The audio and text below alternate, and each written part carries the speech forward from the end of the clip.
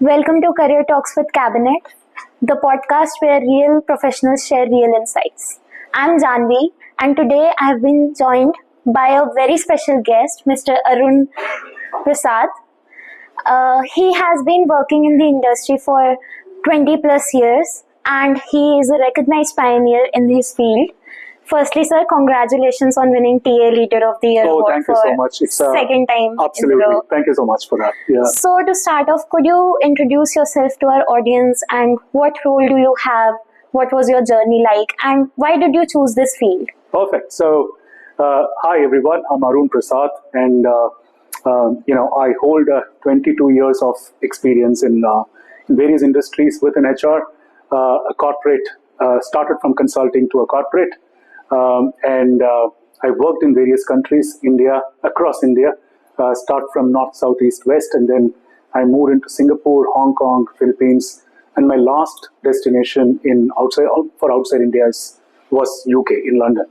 Now, what I do hire people, I do inspire people, I bring lights for them who are looking out for an opportunity to join, an organization.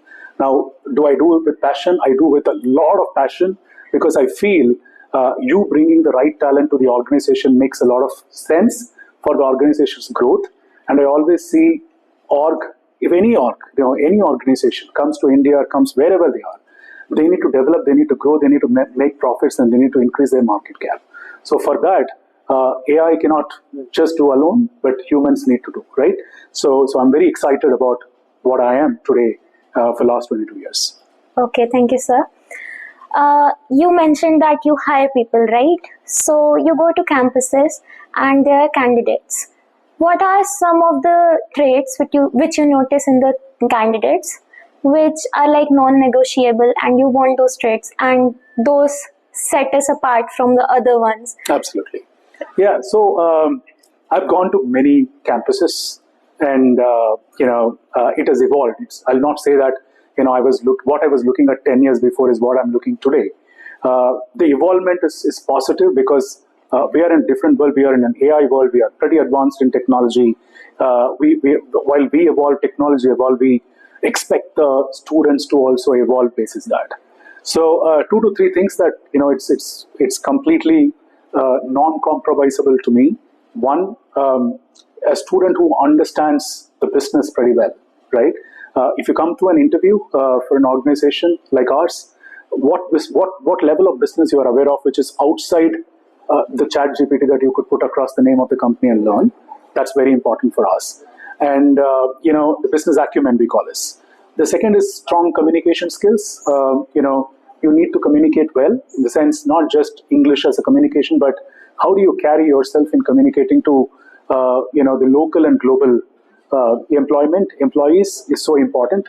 So ensure that, ensure the student has that a great communication skills to tell a story, talk about, problem statement, run with problems and then give a solution, how they could use the future technologies to bring in the solution. All this is very important that comes under communication. The last one is, I said about the global mindset a little bit. It's so important that nowadays we have seen a lot of foreigners coming and working in India. We call expats. And while we go, to many countries for so many years, now we have seen that a lot of foreigners coming up, and they are also increasing, by the way, from Europeans or Americans or, into the UK, British. Now, how do we cope up and work with them? How do we know what they are? From a culture perspective, from a global mindset perspective is very important. So I would probably look at a candidate who have interacted much with outside Indians, not outside Indians predominantly, and then moved across different countries and know much about them is what I would look for from a global mindset perspective here. So we have been joined by one more special guest, Miss Deepa Wadhwani. She is the Senior Director of HR in ADP India. So welcome, ma'am. Thank you. And congratulations for being BW40 under 40. Thank you. Would you like to introduce yourself to our audience? Tell us about your role, what your journey was like, and why did you choose this role? Sure. Hi, guys. Thank you, Bennett, for having me here. It's absolute pleasure. I've had a great interaction with all the students. So I think you guys are doing an amazing job with an amazing institute. My name is Deepa Wadhwani. You heard from her. I'm part of ADP for 19 years, and this is the only company that I know. I joined here as an intern. I have grown within the organization. Today, I head the global talent acquisition organization with multiple countries. Additionally, I am heading the HR for a Pune site. I have teams across different places, and we focus a lot on campus hiring because I think the students bring in the fresh perspective, the energy, the rawness actually is what the organizations need. So there's a lot of time and effort that I put in to visit the campuses across India, interact with the students. That's my passion.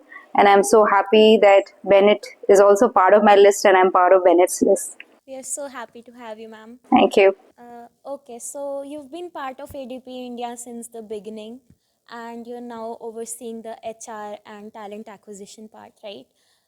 You must have seen some shifts in the industry and what the workplace wants from the students now. Yeah. What are some of the things which keep on changing with time, and what are some of the absolute constants which stay the same no matter what year it is or what decade it is? Absolutely. Great question. I think a lot has changed from my time to now. A lot.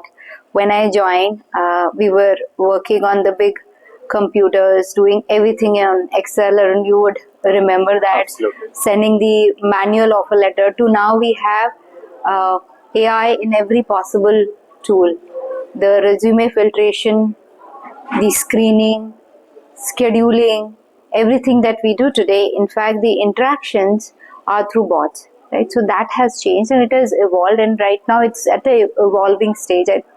We are at a cusp. This generation and this generation, you all are at a very, very important cusp. We are going to bring in a lot of change, and I keep saying this, that India has the biggest possible advantage in the world because of the talent that we produce from campuses. Nowhere across the globe you will find this kind of talent. Like US is struggling with having students pursue math and science. And look at us. Like every year we are producing great engineers, right? So I think we are at a very, very great time frame. We have to use that. But to your second part of question, what has not changed? Hard work. You can say we can do smart work. Of course we can do smart work, and all of us have been doing it for a year. But there's no substitute to hard work. There's no substitute to failing and learning. That has to be there. We have to accept that everything that we do, we will fail, and from failure will come success. So these are the two things that have not changed. Of course, the rest of it, integrity, you need to have the morale, you need to have the right mindset and attitude that supplements it, but the basics are these two for me. Okay. So we have a lot of specializations that are offered to us in Bennett University, specifically in SCSCT, which is School of Computer Science, Engineering and Technology. And students, especially of first year, get very nervous choosing their domains which they would be working on for the rest of their college journey. What do you think? Being specialized in just one field is better versus being a generalist and being good in everything? I can pick it up as such, So change is constant, I would say. There is an evolution of computer. We started with, a small chip, a big chip of 512 MB, which you have seen from IBM, developed to a very small chip that could probably integrate to work on your data science, data engineers at this point in time. So this evolution is going to increase. Now we speak about agentic AI. Tomorrow we speak about something else. This evolution is going to happen. So anybody who joins engineering, right, from a first year, they aptly need to kind of sharpen their mind, being creative, have that critical thinking to do anything that changes in the world. So if the change is constant, then you have that same mindset, proceeding further in your academic, and then move on and become ready to the corporate. I think that's what is going to win any students to go further and achieve what they want to do. Okay, all right. So we are in the age of social media, and we see a lot of people boasting about their achievements, posting about all the best parts of their lives, and sometimes it can be very overwhelming for us to see and to see that everyone is thriving and we are just not doing anything. It makes people scared of taking risks, try new experiences, and people have what we call fear of failure nowadays. This So, book. yeah, according to you, what roles do failures and setbacks have in the professional journey, and how do students get comfortable with them? Yeah, I mean, this is my most loved topic, honestly. We have to learn, this generation has to learn to accept discomfort. Everything that we do today, it's not going to be comfortable. The comfortable part is binge watch Netflix, do reels on your Instagram and social media. That's comfortable. You step into the real world and it's very discomforting. You will not have people like your family to care for you. You will not find people around who always have the best interest. Okay? So the chances of failures increase in this. Making a separation between what is real and reality is very important. Today, everything we see in reel, we think that's a reality. That's not reality. Right? They are doing it behind the camera. Like today, we are doing this. You know what we are as real person. This is, a conversation that we are having. So, real and reality are a big thing. You all have to realize that. And failures, the faster you accept that there are more failures than success, it's going to make your life comfortable. All of us, Arun, I speak for yourself. Absolutely. There are hundreds of times that we have We failed, have failed, yeah. and maybe once or twice that we have succeeded in our life, and that success had meant a lot. That came with a lot of hard work, that came with a lot of passion, and we are cherishing that. We don't feel, oh my God, I've arrived. We are cherishing that because that has come after a lot of hard work. So be ready to fail, accept that there will be more failure than success. Do not get into the depression, uh, whatever other things are happening today to the youngsters. It is thought process that we have to look at from a change management, saying fail तो होना ही है, इसके अलावा कोई chance नहीं है, हर बार success थोड़ी मिलेगी. Absolutely, I agree with you.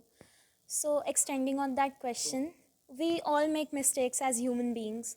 So, could you share some mistakes or lessons you've learned in your undergrad days which you feel like students should be careful of or should look out for and not repeat the same thing? Absolutely. The many mistakes that I've made, when I was in undergraduate, even postgraduate, even now as in corporate, with 22 years of experience, we do make mistakes. So I would probably give these couple of advices, when I was in undergraduate, is about being very shy, not speaking up, to the expectations, and not very communicative with the people. I was pretty reserved. I was not what I am today. I can say proudly I'm extrovert, but at that point in time I was introvert. I was only with me and what I think. And then I said about the global mindset, because I never had anybody outside, friends that I could probably learn the other culture. And I was only focusing on scores, grades and marks.